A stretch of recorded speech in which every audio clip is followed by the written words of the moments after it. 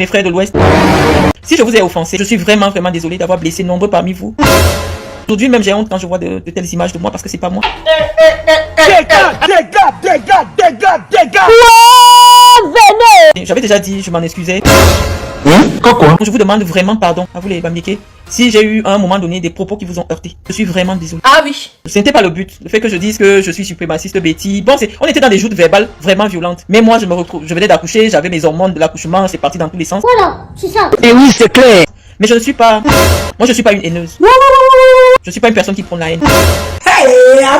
Donc, je suis vraiment désolé d'avoir blessé nombreux parmi vous. Et aujourd'hui même j'ai honte quand je vois de telles images de moi parce que c'est pas moi. Laisse mon frère. Hey. J'avais peut-être catégorisé le clash que j'avais avec Serge Anango. Et j'ai catégorisé des Bamileke.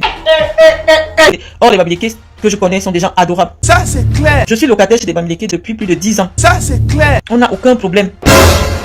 Quoi? Donc je vous demande vraiment pardon à vous les Bamileke. Si j'ai eu à un moment donné des propos qui vous ont heurté. Comme d'habitude. Je suis vraiment désolé. C'est de ça qu'il s'agit. Ok maman Marlène, j'espère que le peuple Bamileke va écouter ton cri de cœur et te pardonner. D'ailleurs, qui sont-ils pour ne pas te pardonner? Nous sommes tous des êtres humains et en plus nous sommes tous des Camerounais. L'erreur est humaine. Il peut arriver que chacun d'entre nous se retrouve en train de commettre des erreurs. Mais du moment où la personne revient demander les excuses, pourquoi ne pas lui pardonner? Mais avant ça, dis-nous, qu'est-ce qui s'était passé pour que tu te retrouves en train de traiter des Bamileke, des porcs, des mangeurs de torsi banana, des illettrés et tout ce qui va avec? C'est-à-dire que c'était un film à un moment donné de notre histoire commune qui a été tendue. Vous savez qu'après l'élection de 2018, franchement, chacun est sorti de ses retranchements. Mais ce n'est pas nous. Nous ne devons pas continuer à prôner ça. Voilà, c'est ça. Nous ne devons pas continuer à prôner la haine. Et oui, c'est clair. Et je m'en veux énormément et je m'en voudrais énormément d'avoir participé à ça parce que ce n'est pas moi qui devais être dans cette posture. Ça c'est clair. Moi, je suis pas quelqu'un de haine.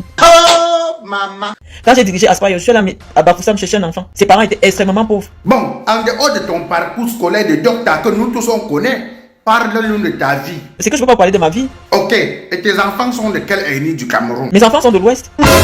Ok, moi personnellement je sais que tu as 2 ou 3 enfants Bamileke, mais imagine un seul instant que si demain on prend la vidéo où tu étais en train de traiter les Bamileke des porcs, ça dit que tu étais en train de traiter l'ethnie du papa de tes enfants, des porcs, des illettrés, des moutons et tout ce qui va avec.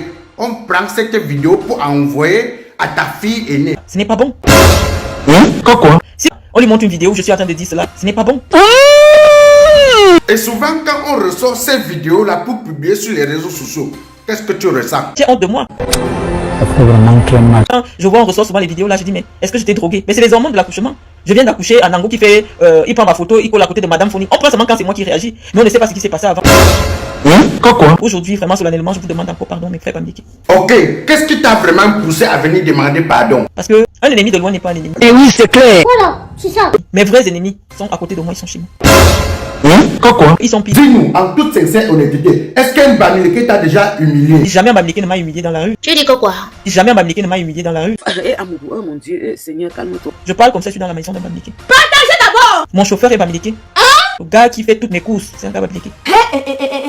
Donc, mes frères Bamileke, vraiment, trouvez la force, que Dieu vous donne la force de me pardonner. Si vraiment j'ai eu des propos durs vis-à-vis de vous, des propos qui vous ont heurté. Ouais, ça c'est très bien. Docteur Marlène, maintenant nous allons commencer avec notre émission. Dis-nous, que penses-tu des femmes Bamileke? Les femmes Bamileke sont très humbles, Et oui, c'est clair. très effacées. Voilà, c'est ça. Même si elle a 10 milliards, tu ne peux pas savoir. Ah bon? Oui. Pourquoi? Ça, c'est sa culture.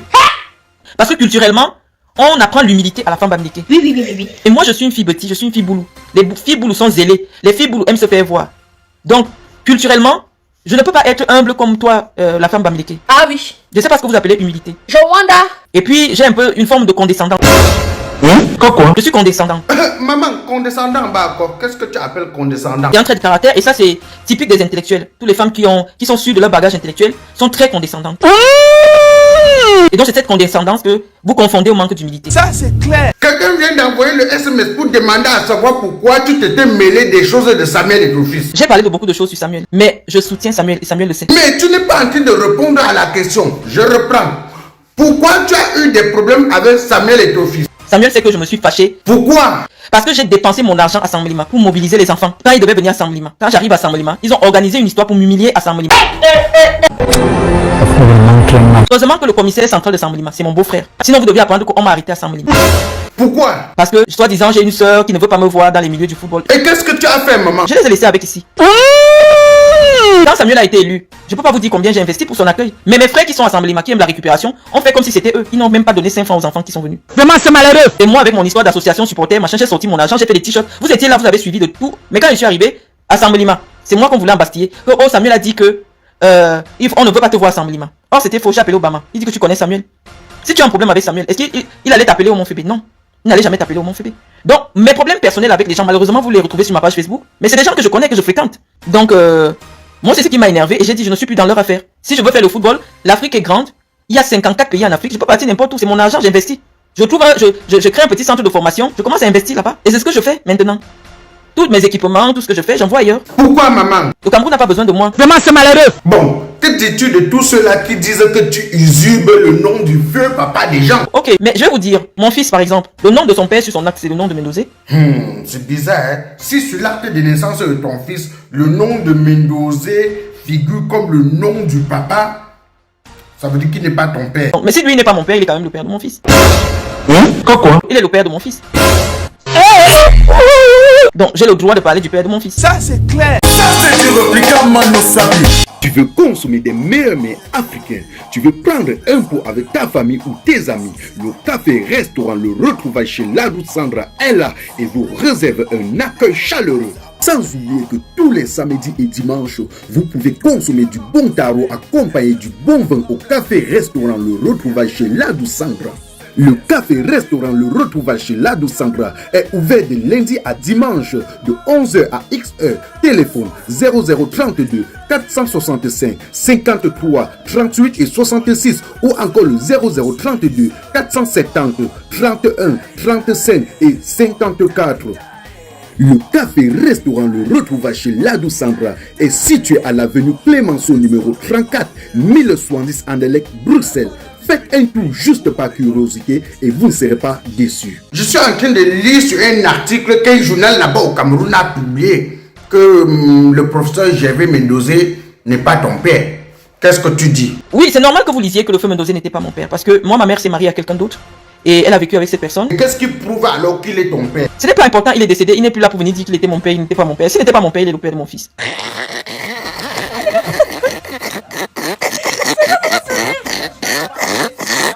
Aïcha, qui est là-bas avec ton faux rire là? Maman, dis-nous, que dis-tu de toutes ces personnes qui disent que tu es une ex-prisonnière? Je suis sorti de prison, est-ce que je ne me suis pas marié? Je m'interroge. Je n'ai pas refait des enfants? Je m'interroge. Je n'ai pas une structure respectable? Non, maman, tu as tout ça. Mais que penses-tu de notre soeur Marthe Chopa-Zoua? Marthe Zoua.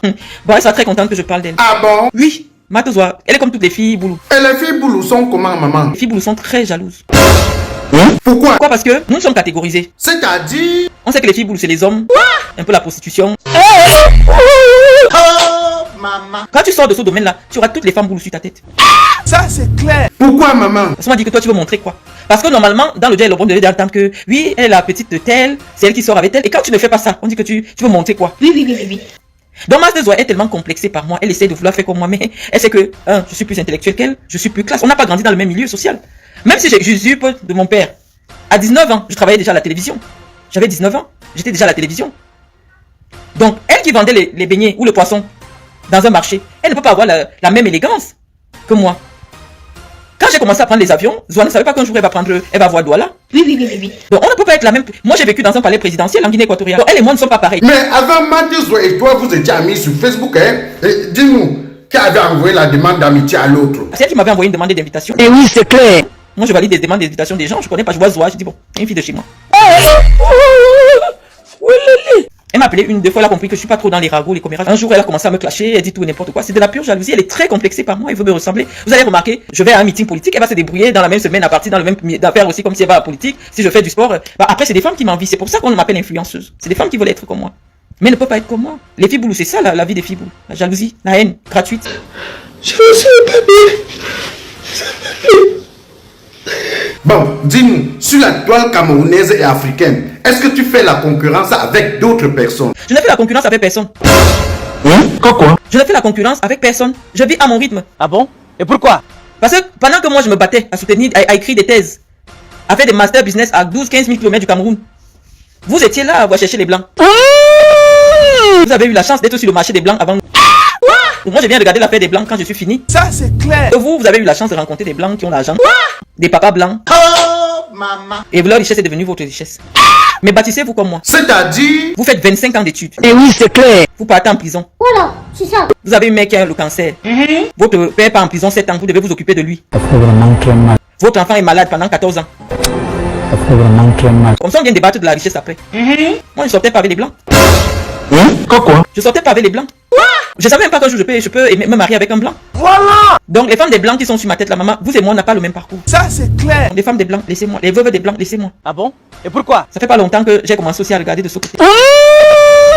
bon, maman Marlène, penses-tu avoir des arguments pour convaincre tout le peuple camerounais et le peuple africain? Je ne peux pas convaincre tout le monde. Je ne peux pas convaincre les gens. Je peux pas. Il y a tout un mythe qui s'est entouré de moi. Quand on est pionnier, je suis la première femme et la seule femme du Cameroun à avoir été candidate à la présidence de l'Africa Foot. Et vous savez que c'est un milieu machiste. Et dans le milieu de la politique du sport, il y a des gens qui payent les journalistes rien que pour vous salir. Le jour où on était en train de m'agresser chez moi, il y avait le journaliste que je vous ai présenté, Langendia. À un moment, j'ai cru que c'était un policier. C'est après que je me suis dit non, c'est les journalistes qui sont derrière Samuel. Il est venu chez moi pour suivre en direct mon agression. Mais c'est le Cameroun que vous salissez. Nous sommes quand même le pays où les gens sont entrés dans le bureau d'un ambassadeur qui ont décroché la photo du président, ils ont craché dessus. Vous avez déjà entendu que notre pays a fait ça? Est-ce que tu peux nous donner le nom d'une autre femme camerounaise qui est complexée par toi? Yonzo fait partie des femmes aussi qui sont complexées par moi. Quoi? Je sais pas pourquoi. Elle est tellement complexée par ma personne. C'est-à-dire c'est le côté glamour. Parce que bon, c'est vrai, je suis non seulement une intellectuelle, mais j'ai un côté très glamour que d'autres femmes intellectuelles n'ont pas. Ça fait que à un moment, les gens peuvent se confondre en train de me classer avec les Nathalie Kwa et Coco Emilia, mais on n'est pas dans la même classe sociale. Vous comprenez? Mais il y a des gens, peut-être parce que je vais me prendre en photo aussi dans un avion, en business, qui va vouloir. Elle aussi, elle veut tout ça, présenter des sacs, être une intellectuelle et peut-être présenter aussi la vie que je présente. Donc du coup, elle se sent complexée par rapport à moi, Yonsu. Je l'ai bien compris, c'est pour ça que je rigole aujourd'hui. C'est pas, on n'a pas un problème personnel, je la connais pas. Je l'ai jamais vue, c'est des jeunes filles certainement qui me voyaient à la télé quand ils étaient au Cameroun. Je ne les connais pas. Que dis-tu de tous ceux qui racontent partout que tu n'es pas humble? Et non, je peux pas être humble comme vous voulez. Ah bon? Et pourquoi? Je suis une personne très humble. Mais je peux pas être comme vous voulez. Des fois, je reste comme ça, je dis, mais combien de femmes ont 2 doctorats au Cameroun? Je compte, on n'est pas, il y a pas 50 femmes au Cameroun qui ont 2 doctorats. Donc ça fait que je ne peux pas me sentir comme madame tout le monde. Je suis obligé d'être imbu de ma personne. Quand je prends toute ma région, je dis combien de femmes dans ma région, la région du Sud, ont un doctorat en commerce? Aucune. Aucune. Si jamais tu me punis. Donc ça fait que je peux pas être humble. Je peux pas être humble quand je sais que s'il y a 30 millions d'habitants au Cameroun, je suis plus instruit que 29 millions de Camerounais au moins. Je peux pas être humble, donc vous devez respecter. Vous devez me respecter. Je peux pas être humble. Parce que je suis sûr que je suis plus instruit que 29 millions de Camerounais. Alors. Donc je peux pas être comme votre soeur qui vend des beignets au quartier. Voilà. Dis-nous, que penses-tu des filles du Dja et Lobo? Les filles du Dja Lobo aiment le scandale. Quoi? C'est-à-dire que les filles du Dja Lobo aiment le scandale. Vraiment, c'est malheureux. Marlène, nous sommes presque arrivés à la fin de notre émission. Dis-nous, quand tu vas au Niger, là-bas c'est pour travailler au compte de quelle structure? Au Niger, je travaille pour le compte de ma structure intermédiatiste et j'ai fait un truc de formation. Donc je vais pas vous prendre les détails parce que je ne veux pas attirer encore des ennemis. Ok, mais que dis-tu à tous mes fans qui ont pris de leur temps pour te suivre? Je vous remercie d'être venu m'écouter. Tu sais, nous on t'aime très très bien et tu demeures la femme de Bamileke. Allez, souris un peu même. Encore. Et on dit... J'étais heureuse de vous voir. Bisous.